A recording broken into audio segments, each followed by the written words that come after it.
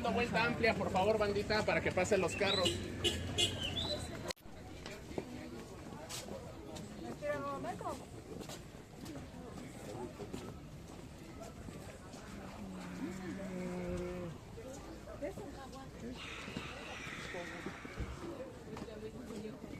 Baku ikan ini mana?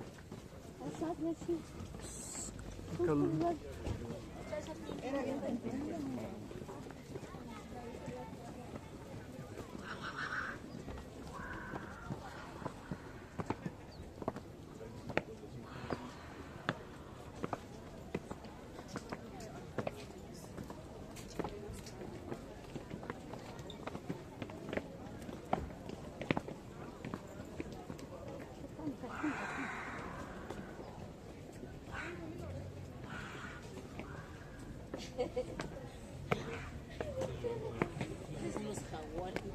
¿sí?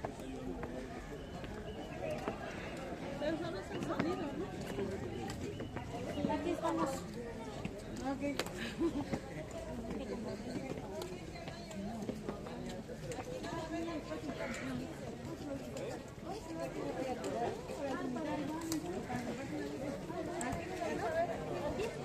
A las 10:15, por favor.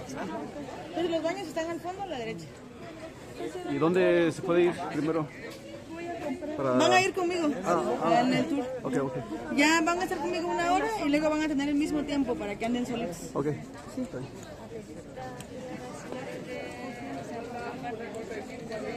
Chicos, pues bienvenidos a la zona arqueológica de Monte Albán. Estamos entrando por el lado norte de la zona arqueológica. Solamente vamos a ver lo que está conformado por el 20% del total del sitio. Monte Albán tiene alrededor de 24 kilómetros cuadrados.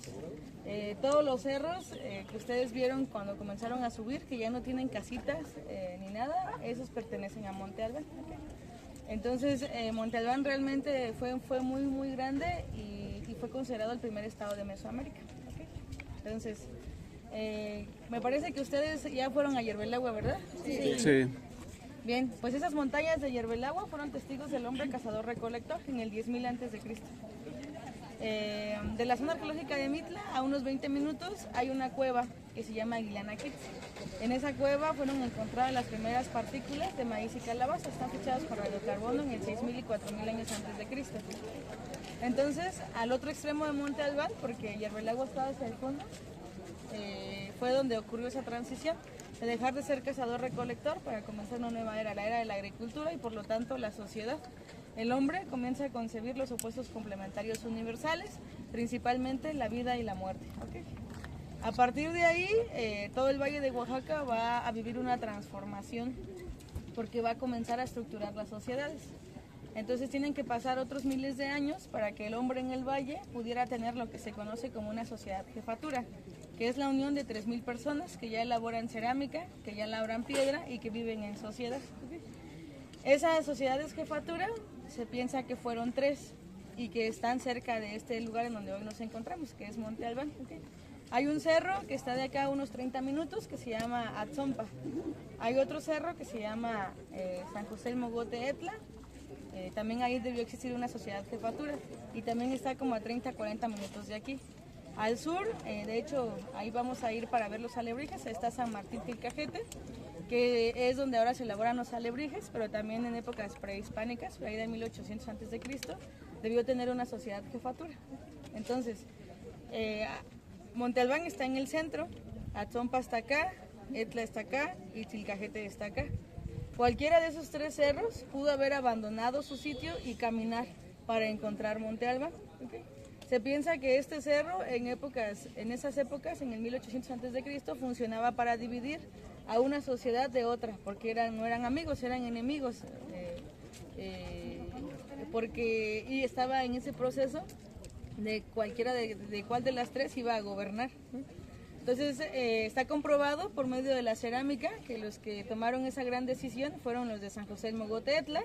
Etla actualmente es famoso porque ahí fue donde se hizo el quesillo o el queso Oaxaca.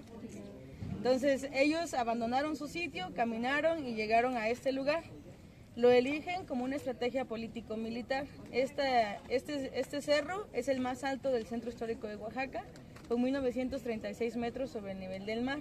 No hay nada que cubra nuestra vista alrededor, se puede observar todo el valle de Oaxaca, por lo tanto podían ver quién se acercaba o quién quería desafiarlos. ¿Okay? Entonces ellos llegan a este sitio y lo que hacen es cortar la punta del cerro durante casi 400 años. Y claro, se preparaban para conquistar a los otros dos cerros. Eso ocurre en el 100 a.C. Entonces Monte Albán comienza en el 500 a.C. En el 100 a.C. Monte Albán ya había conquistado a esos dos cerros que tenían la misma probabilidad de luchar con él, ¿no? Cuando Monte Albán conquista esos dos cerros, entonces se va a consolidar como el máximo poder del Valle de Oaxaca. No va a haber nadie en todo lo que hoy es el estado, con sus 8 regiones, que no le debiera tributo a Monte Albán en épocas clásicas. ¿Okay? Entonces, la línea recta que le pertenecía a Monte Albán es desde el norte de Oaxaca, que es Cuicatlán. Cuicatlán colinda ya con Tehuacán, Puebla, y del centro de Oaxaca, y de ahí nos iríamos al sur con el Océano Pacífico. Esa línea recta, desde Cuicatlán hasta el Océano Pacífico, le pertenecía a Monte Albán y le debían tributo. Entonces queda claro que este sitio en épocas clásicas fue la concentración del poder político, administrativo y religiosa de la cultura zapoteca. ¿Okay? Entonces, yo hablaba hace rato del hombre cazador-recolector y de ese proceso que vivió con la estructuración de la sociedad para que se comprenda que tuvieron que pasar 9.500 años para que los zapotecas pudieran estructurar calendarios, pudieran estructurar a la sociedad y para que pudieran considerarse hoy el primer estado de Mesoamérica. ¿Okay? O sea, no fue de la noche a la mañana. El conocimiento del cosmos se fue heredando a través de las generaciones y se fue perfeccionando. ¿Okay? Ahora, Monte Albán, por esa razón, desde el 11 de diciembre de 1987, está declarado Patrimonio Cultural de la Humanidad por la UNESCO.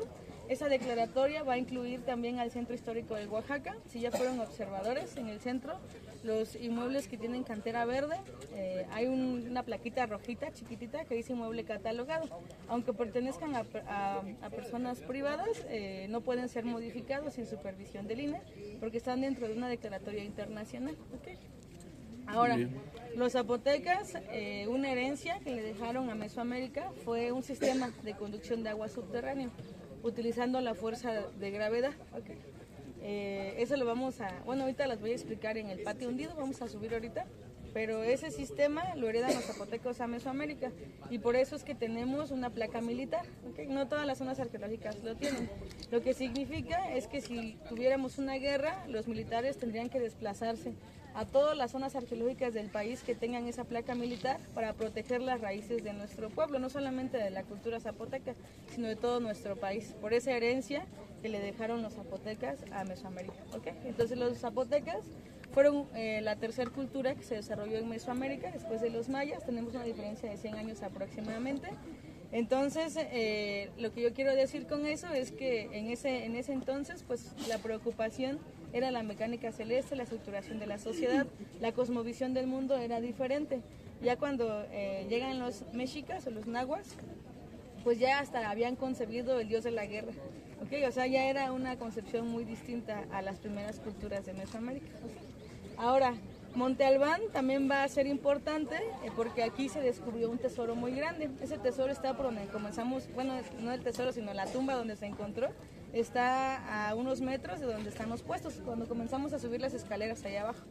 ¿Sale? Ese tesoro se encontró en 1932, su descubridor fue Alfonso Caso. Alfonso Caso es considerado el descubridor de Monte Albán, exploró Monte Albán más de 20 años. Entonces ese tesoro en 1932 era único en Mesoamérica. Eran más de 2.000 piezas entre oro, jade, jadeíta, turquesa, cristal de roca y huesos grabados. Ese tesoro actualmente se encuentra en el Museo de las Culturas, en el Centro Histórico de Oaxaca, al lado del Templo Santo Domingo de Guzmán, en la Sala 3. Es importante ese tesoro porque marcó el inicio de una nueva historia para la arqueología mexicana. En esos años no había ningún instituto federal que protegiera el pasado prehispánico de México. A partir de esos años, pues viene el presidente de la República, que era Lázaro Cárdenas, a conocer ese tesoro, y 4 años después comienza el papeleo para fundar lo que hoy es el Instituto Nacional de Antropología e Historia, y el primer director de ese instituto fue Alfonso Caso, al que se le considera el descubridor de Monte Albán. Por eso es que se tiene pues una estatua de él al fondo, Ahorita cuando salgan, lo que pasa es que nuestro recorrido está marcado, ahorita cuando salgan van a poder observarlo. En su mano izquierda tiene una pieza de una deidad que es conocido como Xipetotec, significa el dios descarnado. Suena muy feo descarnado, pero significa el renacimiento, ¿no? Es la muerte en épocas prehispánicas, pues era concebida como la generadora de la vida, ¿ok? Es un opuesto complementario, no puede existir el uno sin otro, ¿no? No puede existir la vida sin la muerte y viceversa, ¿ok? Bien, ¿hay alguna pregunta hasta acá? ¿No? Va a haber examen, ¿eh? Vamos a subir. Como que Es conocido para Oaxaca como el mochote, para los mayas como la ceiba. Entonces, esas vainas que tienen ahí, cuando ya llega el tiempo, que para Oaxaca es en diciembre, es cuando florecen, se abren y van a tener una fibra blanca que se parece al algodón, pero no es algodón, el algodón crece en matorrales. Entonces, de hecho, sería el árbol que utilizaban para hacer hilos en épocas prehispánicas. Entonces, miren, Monte Albán, hace rato yo decía que comenzó en el 500 a.C., tiene una vida de casi 1300 años. A partir del 750 después de Cristo, Monte Albán comienza a vivir una decadencia. Los gobernantes se preparan para irse a otras partes del valle. Por eso es que Mitla y Sachila son zonas arqueológicas del posclásico para Oaxaca. Entonces abandonan este lugar, se preparan durante 200 años para abandonarlo, haciendo ceremonias rituales de abandono. Y de ahí este sitio queda absolutamente sin nadie y comienza a crecer la vegetación. Los españoles llegan pues para el centro de México en 1521 y acá llegan en otros 3 años después. Entonces habían pasado casi 600 años en donde este cerro fue totalmente abandonado. Por lo tanto, pues la vegetación debió invadir todo lo que habían construido y se piensa que los árboles que predominaban era que es el pochote. Hay otros 2 árboles que se llaman cazaguate y pájaro bobo, que dan una flor blanca también. Entonces le llamaron los españoles a este lugar el Monte Albino o Cerro Blanco, actualmente Monte Albán. En zapoteco debió llamarse Dani Ba, que quiere decir montaña sagrada. Entonces también con lo que acabo de explicar queda claro que los españoles no conquistaron a la cultura zapoteca en Monte Albán porque no coinciden los tiempos, ¿vale? Sí nos conquistaron en Mitla, ya lo pudieron observar, ¿no? En el patio C está elevado lo que hoy es el templo del pueblo. Entonces sí conquistan a la cultura zapoteca, mixteca, pero en otro tiempo. Por lo tanto, Monte Albán no fue profanado por los españoles y por esa razón es que el tesoro lo resguarda nuestro estado, ¿okay? Y no fue robado por los españoles, ¿no? Así es, ¿va? Y por esa razón Monte Albán no es especial, así es especial porque no se siente la misma sensación de que nos han robado algo, ¿no? Con respecto a los españoles. En ese aspecto, pues Monte Albán es virgen, no hubo nadie que no fueran la cultura mixteca que llegaron a este lugar. ¿Okay? Ese tesoro del que hablé es de origen mixteco. ¿Vale? Los mixtecos comenzaron a tener mucho poder cuando los zapotecos comenzaron su decadencia. Los mixtecos vienen del norte de Oaxaca, de hecho colindan con Tehuacán, Puebla, vienen desde Cucatlán hasta Huitz. Los mixtecos trabajaron los metales preciosos como el oro y la plata. Se piensa que en épocas prehispánicas corría oro por los ríos, entonces lo iban sacando y vaciando para hacer joyería. Entonces los mixtecos pues, son reconocidos por ese trabajo artesanal con el oro y la plata. El oro simboliza el sol y la plata la luna. Tenemos otro puesto complementario que va a dirigir el rumbo de la vida de la época prehispánica. ¿Sí? Entonces ese tesoro que fue encontrado en Monte Albán se piensa que es un tesoro de origen mixteco, en un área totalmente zapoteca y que fue dejado cuando los zapotecos ya se habían ido de este sitio. ¿Okay? Los zapotecos practicaron algo que se llama exogamia, significa que se casaban para tener acceso a más territorio y por lo tanto a más tributo y como lógica consecuencia a más poder. El amor pues es nuevo, es del siglo XVIII para acá creo, o menos. Entonces una estrategia que comenzaron a hacer los zapotecos y los mixtecos fue esa, comenzar a casar a los gobernantes zapotecos con los mixtecos, ¿no? Y de ahí van a hacer una historia que se representa los domingos previos a las Guelaguetzas, que es la leyenda de la princesa Donají. Se sabe que la gobernante zapoteca Donají fue secuestrada por los mixtecos y la mantuvieron prisionera en Monte Albán, y que fue asesinada al pie del cerro de Monte Albán. Le degollaron la cabeza en épocas prehispánicas. ¿Okay? Nunca, en épocas prehispánicas, nunca se encontró la cabeza, solamente su cuerpo. Por eso es que nació una leyenda. ¿Okay? Entonces, en época de la colonia, cuando llegaron los españoles, en un ex convento del siglo XVI, que se llama Cuilapán de Guerrero, ahí la leyenda dice que un agricultor levantó un ramo de flores que ahora representan a nuestro estado, que es la flor de las azucenas, una flor silvestre, y que apareció en la cabeza de la gobernante Donají. ¿Okay? Entonces esa historia entre zapotecos y mixtecos, esa fusión de las culturas dieron como resultado la arquitectura que observaron ustedes en Mitla, por ejemplo, ¿sale? Entonces esa historia se representa los domingos previos a la Guelaguetza, y por eso es que hay un edificio en el centro donde está la cabeza de la princesa Donají. El municipio de Oaxaca de Juárez también tiene a la princesa Donají como parte de su iconografía. ¿Okay? Entonces, pues están invitados cuando ustedes gusten venir o cuando amenacen con volver a la ciudad para que vengan los 2 últimos lunes de julio. Hay que llegar unos 3 o 4 días antes para que puedan ver todo lo que se hace previo a las guelaguetzas que se hacen. Guelaguetza quiere decir dar y recibir, compartir o un compromiso postergado. Suelta, cuando se le hacen incisiones natural o artificialmente, pues su savia es una resina que al contacto con el fuego da un humo blanco, que se ha utilizado desde épocas prehispánicas y que significaba la puerta hacia el inframundo en épocas prehispánicas. Ahora pues sería la base para lo que se conoce como incienso en las iglesias. ¿Okay? Entonces este árbol es el que se utiliza para poder hacer ahora los alebrijes, porque es una madera muy húmeda por dentro y permite que se haga el tallado de las piezas de manera más rápida, vamos a decirlo así.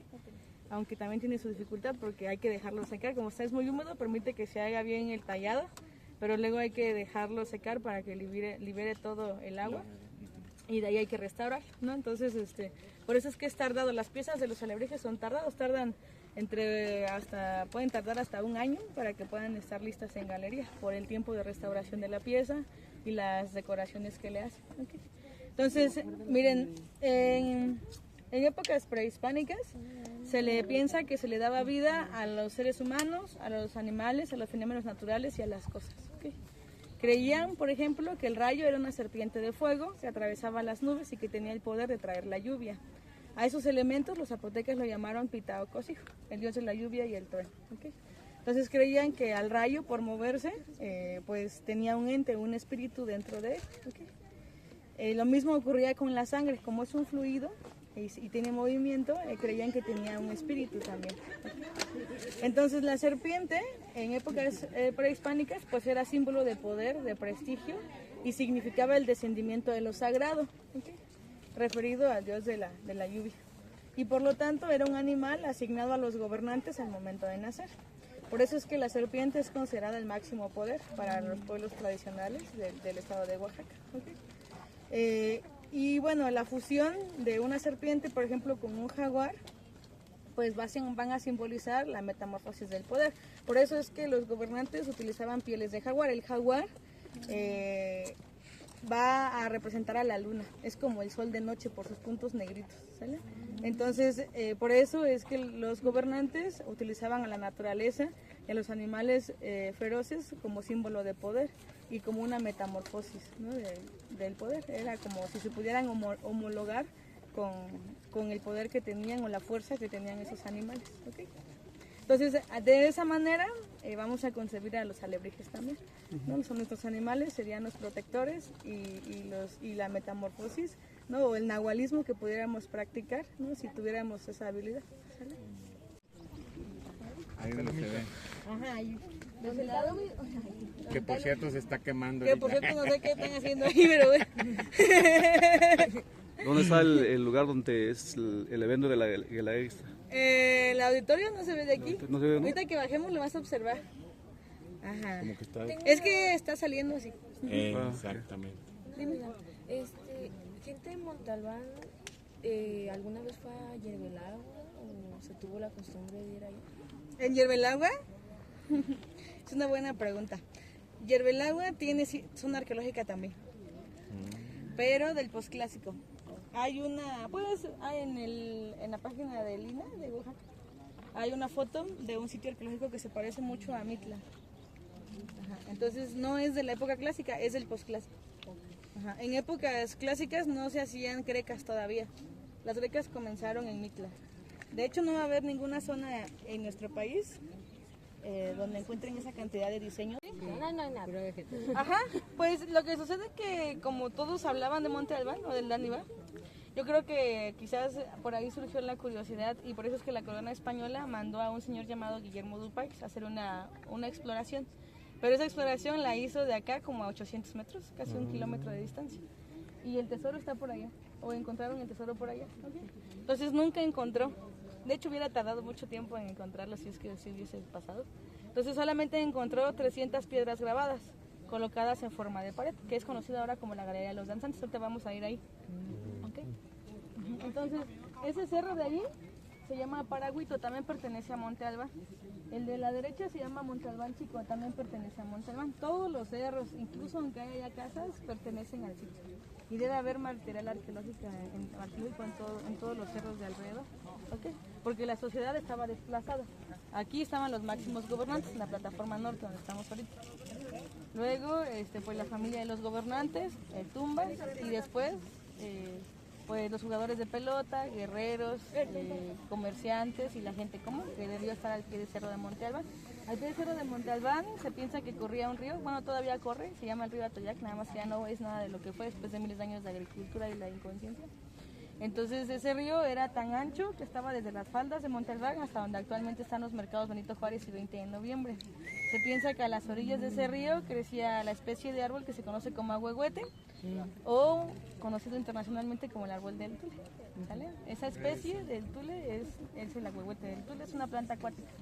Realmente el árbol es un ahuehuete. ¿Sale? Entonces ese río mantuvo a Monte Albán durante casi 1300 años.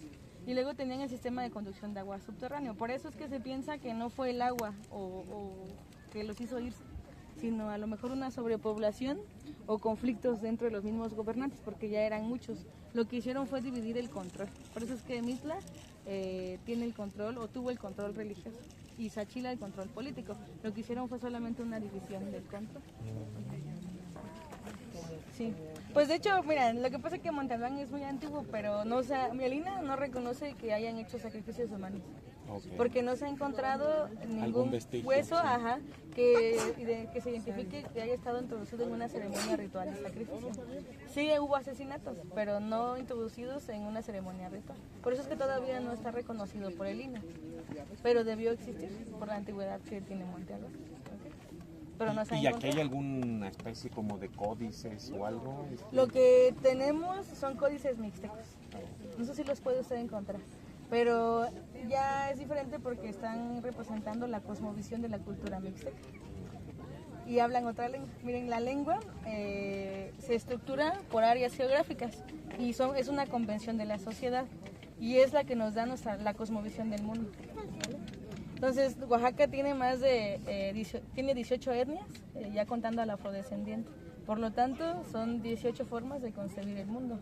Por eso es que los zapotecos o Oaxaca, los oaxaqueños, somos pues ingobernables, somos muy complejos porque tenemos muchas lenguas en nuestro estado. ¿Okay? Incluso el zapoteco tiene variantes, se llaman variantes dialectales. Cada región tiene su propio zapoteco. Igual el mixteco. Por eso es que somos muy bellos pero muy complejos. Vamos. Sí. Y se debe precisamente a la originalidad de los pueblos con sus lenguas maternas. Entonces, miren, este es el conocido como el patio hundido, está sumergido 4 metros, mide 60 por 60. Es un cuadrado perfecto. Tuvo dos funciones, una ceremonial, por la piedra que tenemos en el centro, es una piedra sagrada o un adoratorio, donde se debieron llevar a cabo ceremonias rituales de sacrificio y autosacrificio. El autosacrificio consistía en hacerse incisiones en partes carnosas del cuerpo y ofrendar esas gotas de sangre, o mejor dicho, el espíritu dentro de la sangre, a un dios principal, conocido como el dios de la lluvia, Pitao Cosijo, o también pudo ser Pitao Copicha, que es el sol. Entonces, y el autosacrificio solamente lo podían hacer los gobernantes. La gente común no podía hacerlo. Porque, miren, en época, a lo mejor para nosotros los católicos va a ser un poquito complicado concebirlo. Lo voy a explicar como el árbol de la vida, ¿sale? Las ramas de un árbol simbolizan la luz, el calor y el fuego. ¿Okay? El tronco sería la vida terrenal, donde estamos nosotros, y por supuesto que los gobernantes en épocas prehispánicas, ¿sale? Las raíces, que son el equivalente a las ramas, representarían la humedad, la oscuridad. ¿Okay? Esas dos fuerzas corren de arriba hacia abajo sin mezclarse en el tronco, ¿okay? Donde está el hombre. Por lo tanto, el hombre en épocas prehispánicas o el gobernante era considerado creador en su propio universo, digamos, pero al final creador como eran creadores los dioses. Por eso es que los gobernantes podían ofrendar sus gotas de sangre a un dios. Solamente los gobernantes. La gente común no podía hacer ceremonias rituales de autosacrificio. Esa cosmovisión es, digamos, muy compartida con la de los mayas. ¿Hay algún tipo de relación? No tenemos relación con los mayas, pero sí somos contemporáneos. La influencia que tienen los zapotecos es olmeca y teotihuacana. Pues también los mayas. Sí. Al final, pues somos vecinos, ¿no? Ajá. Está Tabasco, Veracruz, colindamos con Veracruz, que es de donde vienen los olmecas, ¿no? La cultura maya pues terminó por Palenque, ¿no? Que es Chiapas, y también somos vecinos de Chiapas, ¿no? Al final, pues conformamos la civilización de Mesoamérica. Sí. Esa cosmovisión sí va a ser diferente con las culturas del posclásico, ¿sale? Nos vamos a parecer a los olmecas, mayas y zapotecas. ¿Y aquí cuáles eran los dioses principales? Ya mencionaste el sol, a la luna. ¿Cómo los llamaste? A la lluvia, Pitao Kosovi. Al sol, Pitao Copicha. Serían los dos más importantes. Serpiente aquí no había. Serpiente. Sí, que sería Pitao Cosijo, el dios de la lluvia. Es así, miren. Pitao Cosijo es el dios de la lluvia. Pitao Copicha es el sol. Y Pitao Kosovi es el maíz, es la diosa del maíz. Que en náhuatl sería la diosa Centeot, ¿vale? Y que es la diosa que se elige dentro de las culturas originarias de Oaxaca para que reciba la guelaguetza. Entonces la guelaguetza es una ofrenda a la diosa Centeot o a la diosa Kosovi. Pitao Kosovi, Pitao es diosa. Bueno, entonces solamente los gobernantes, ¿ok? Solamente los gobernantes podían hacer ceremonias de autosacrificio. Luego, su otra función va a ser recaudar el agua de la lluvia. Funcionaba como un tanque. ¿Sí? Aquí se recaudaba el agua de la lluvia. Al fondo, en la esquina, ahí hay un sistema de conducción de agua. Ese sistema va a dirigir el agua hacia el sur o este de la plaza principal. Se rellenaba otro adoratorio, que ahorita vamos a ver, y de ahí, cuando se rellenaba, el agua era conducida hacia atrás de un edificio que se conoce ahora como el edificio P. En el caso de ese sistema no ha sido muy explorado porque si se abriera el edificio se caería, porque está en las orillas del cerro. ¿Okay? Por eso es que no se ha podido explorar en dónde se colocaba el agua después de haber hecho todo el recorrido. ¿Okay? Pero se sabe que fue atrás del edificio P. Entonces, esas estructuras van a ser sólidas por dentro, se conocen como basamentos y van a tener etapas constructivas.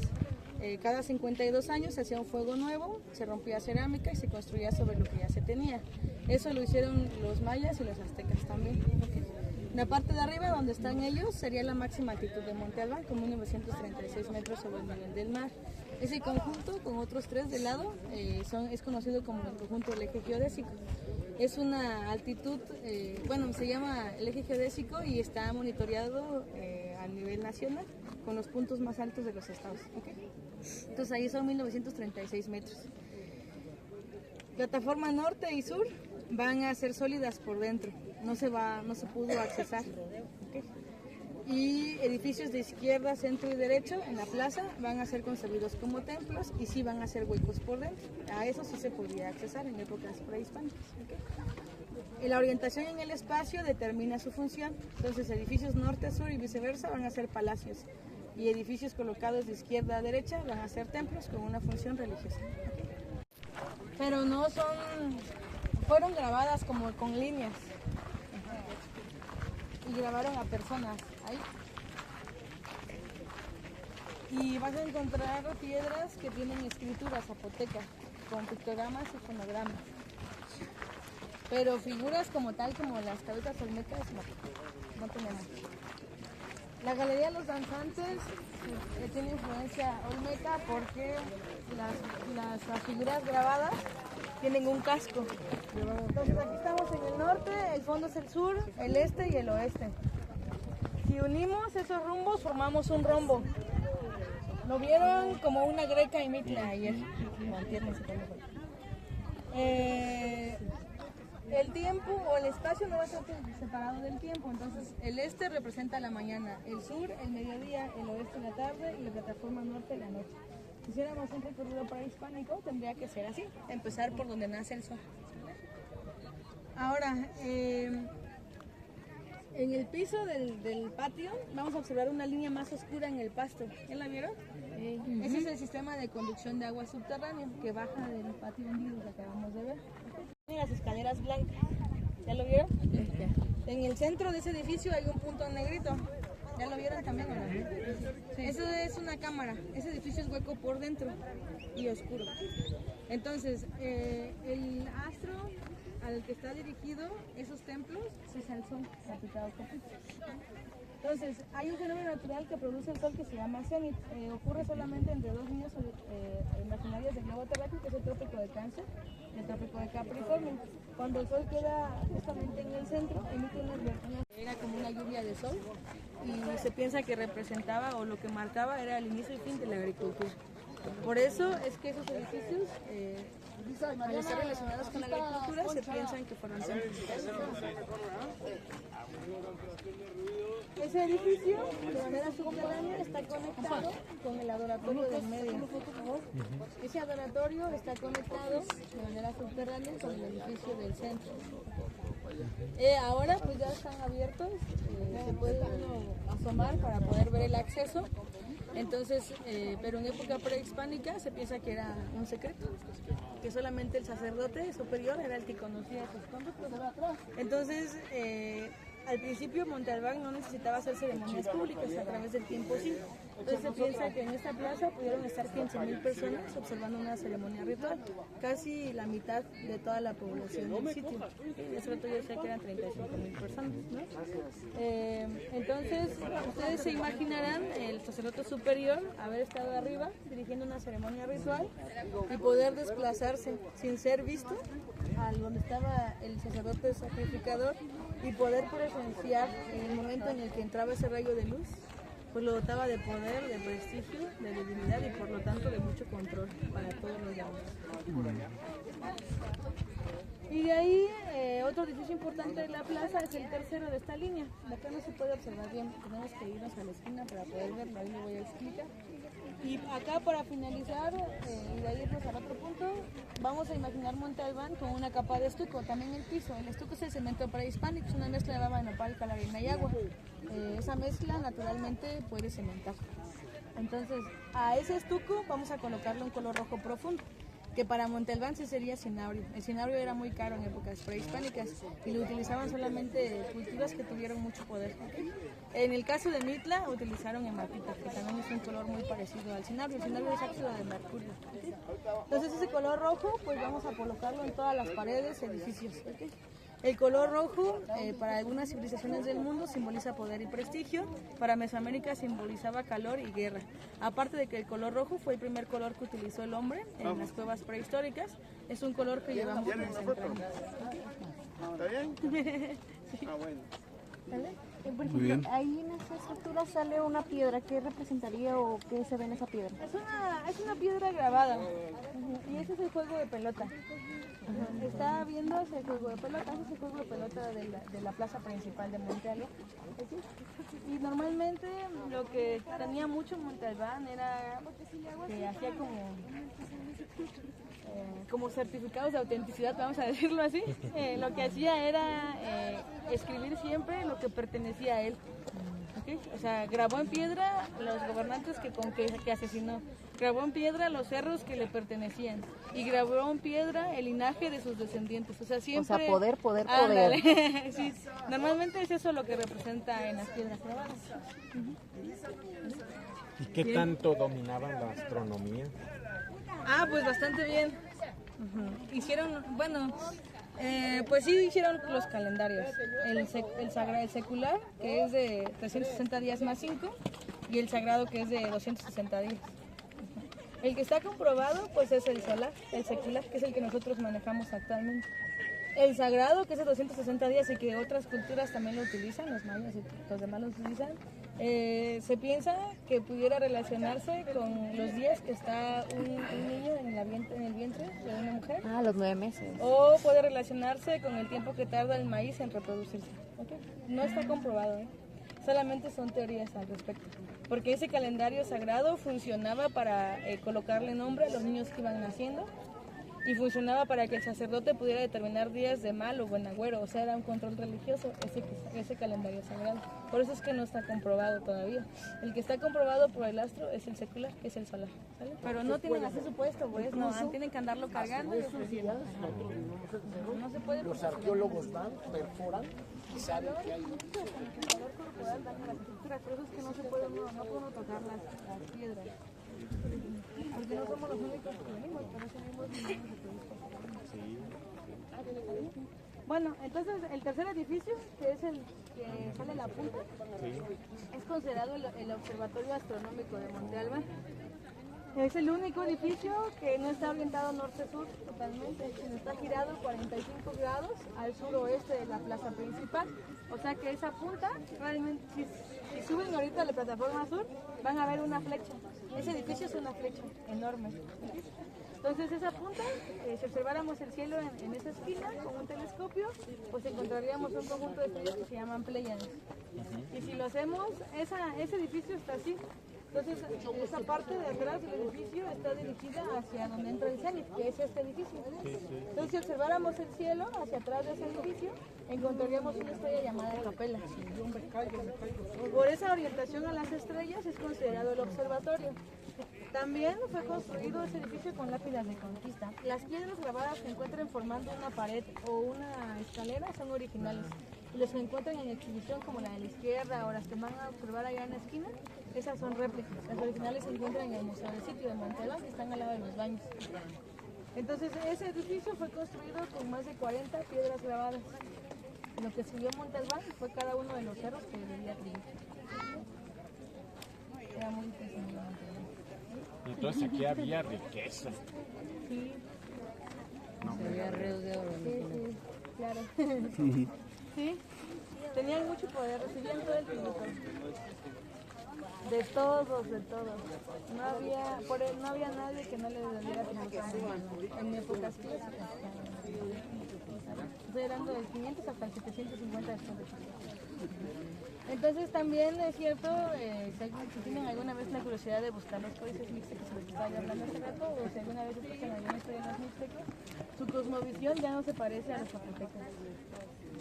Y la explicación es porque la cultura zapoteca estaba decayendo y los mixtecos estaban emergiendo. No podían tomar iconografía de una cultura que estaba muriendo.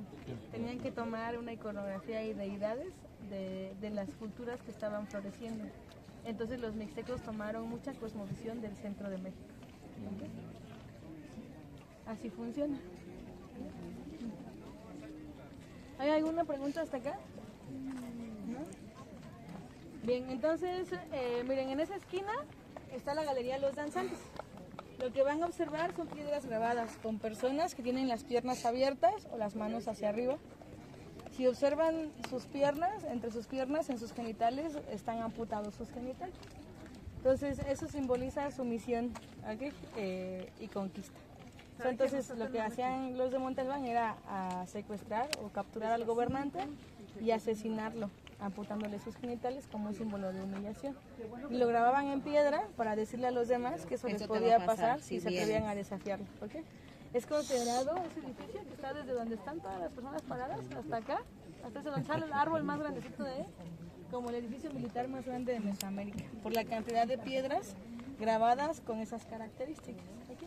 Y de ahí vamos a encontrar otras piedras donde tienen son unas personas que tienen posiciones raras en el cuerpo. Se piensa que fueron grabadas con personas que estaban buscando el nivel alto de conciencia, cuando todavía no se habían domesticado o no se aprendía a tener los porcentajes de las plantas alucinógenas. ¿Okay? Ya cuando se podía saber el porcentaje de las plantas alucinógenas, ya no hacían posiciones extremas en el cuerpo para los niveles altos de conciencia, porque lo buscaban con las plantas alucinógenas, como por ejemplo el peyote. Bueno, eso es para el norte de México.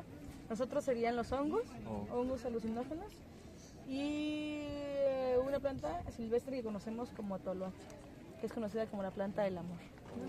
Actualmente pues ya se utiliza para otras cosas. Entonces el toloache sí es planta alucinógena. Sí, es una planta alucinógena. Es como, no sé, tiene como sus 4 o 5 manitas así. Ajá. Es como una... Es un arbusto. No es muy grande, parece inofensivo. Ajá, pero no lo es. Con respecto al toloache, es más peligroso que los hongos, porque, o sea, si consumes de más, sí, si no sabes la cantidad exacta. Ajá, te quedas loco, ya no regresas. ¿Y cómo Y los hongos cómo se hace el preparado? No, ¿Se ya. hierve? No le digas nada. ¿O se mastica? Son secretos. Véndame siempre. La dealer. Traigo 500. ¿Cuánto me ajusta? Me voy a llevar. Pues así, todo bien. ¿Tienen alguna pregunta? Que no sé dónde pueden conseguir. ¿Y los hongos igual nada más se masticaban igual? ¿Así se cortaban? Los hongos. Borja, ¿qué va a pensar tiene acá una la preparación muchacha? especial. No había preguntado nada hasta ahorita. Los hongos no crecen en el valle, crecen en la sierra de Oaxaca. Entonces la sierra está a 3 horas de distancia de aquí. Entonces ahí hay hongos alucinógenos, comestibles y tóxicos. ¿Vale? Entonces hay de todos, ahora sí que de todos colores y sabores. Los hongos que son alucinógenos en la tierra cuando están cultivados son de color como cremita, como cafecito.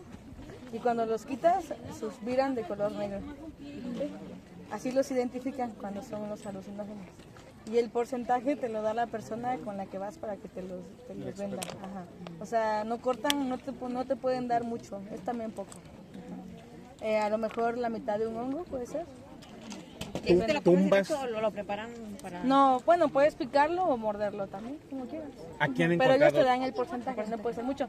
Ellos, San José del Pacífico no es un pueblo originario, o sea, son como migrantes de otros pueblos que pertenecen a Oaxaca, pero que llegaron a esa pie de la montaña y a través de las generaciones pues fueron aprendiendo cómo consumirlos. En realidad, los hongos son concebidos como grandes maestros porque te hacen una introspección bruta dentro de ti. Y en pueblos como Huautla de Jiménez, que ya no es el sur, sino sería el norte de Oaxaca, de donde fue originaria María Sabina, son concebidos como los grandes maestros. Y ahí sí están introducidos en ceremonias rituales, porque son concebidos como sanadores. ¿Okay? En donde se comercializan es en San José del Pacífico. En Huautla no te los venden rápido, tienes que hacer actividades previas para que puedas consumirlos. Así es. A donde sí tenemos tours a San José, a Huautla no. ¿Okay? Luego hacemos otro tour para allá. Cuando me nacen con volver. ¿Sale? Chicos, tengo las 11:20, ¿sale? Voy a darles el tiempo que sobra para que visiten ustedes solitos las plataformas. ¿Okay? Entonces, pues tienen que bajar por acá para ir, por ejemplo, a la plataforma azul. Son 42 escalones, dan la vuelta a luz y salen por la rampa, ¿vale? Nos vemos a las 12, por favor.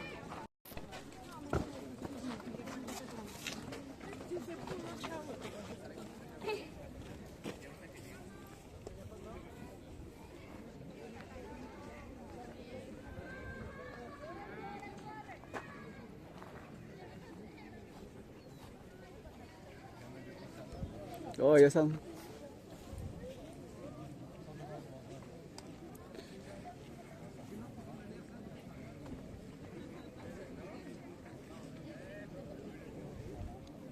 todo esto, pero los datos crudos es que bloqueaban esto. Hacían que esta hija se casara con una persona del mismo estrato o nivel económico, político y social, mis estimadísimos, ¿sí? Pero había ocasiones en las cuales las familias eran del más alto estrato social, político y económico. ¿Qué pasa cuando esto sucede y no tienes a nadie que esté a tu nivel? Pues obviamente lo que hacían los pueblos antiguos era casar a sus hijas adentro de la misma familia, con su hermano, con su primo, con su tío. ¿Y qué genera esto? Endogamia. ¿Y qué generaría la endogamia para este momento, tanto en esta como en muchas? El cráneo lo habían vuelto a cerrar y sellaron esto con baba de nopal y con resina de amaranto por alguna razón. Imagínense ustedes que cada vez que una persona tenía una hidrocefalia, por ejemplo, iba al médico del pueblo: doctor, ayúdame por favor, tengo agua en el cerebro. No te preocupes, carnal, déjame ayudarte. Voy a abrirte el cráneo, a ver, vamos a filtrarle. Cámara, carnal, déjame te sello, ya quedaste como nuevo. ¿Cómo estás? Eso pasaría, daño cerebral. ¿Y cómo se ve el daño cerebral? Así, bandita: brazos contorsionados, piernas contorsionadas y cabezas torcidas después de estos tratamientos desafortunadamente mal elaborados, ¿sí? Por los médicos de Monte Albán, a como nos propone Caso. Esta tesis puede haber sido cierta porque Caso encuentra que muchos de los molares llegaban a tener restos de hongos secos. Es decir, los médicos de Monte Albán serían capaces de administrar microdosis de psicoactivos para hacer que la gente resistiera todo este dolor de las incisiones. Pero evidentemente no eran los mejores médicos y los restos de ellos se vería así: personas de alta sociedad que tendrían la oportunidad de recibir tratamiento médico, y esto pues sería peor que la misma enfermedad particularmente.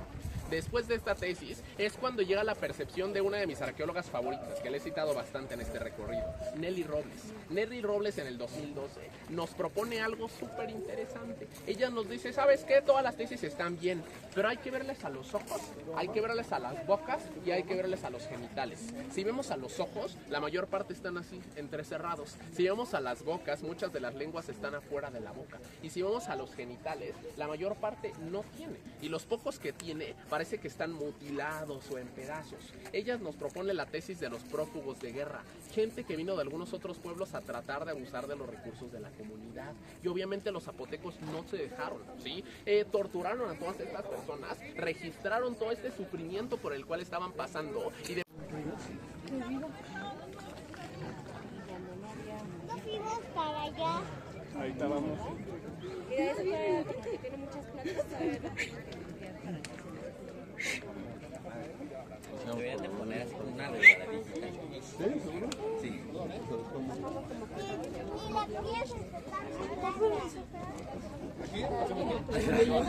No se echaría porque estaría muy grande. Una guarda.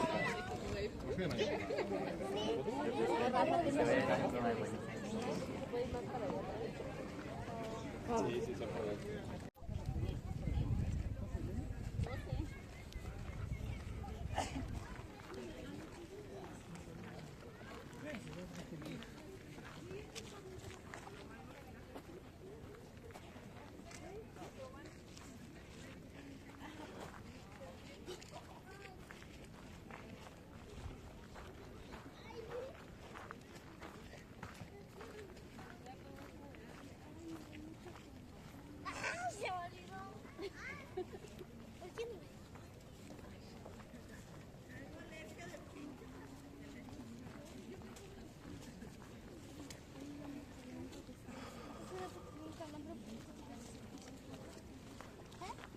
¿Qué le pasó? ¿Por qué se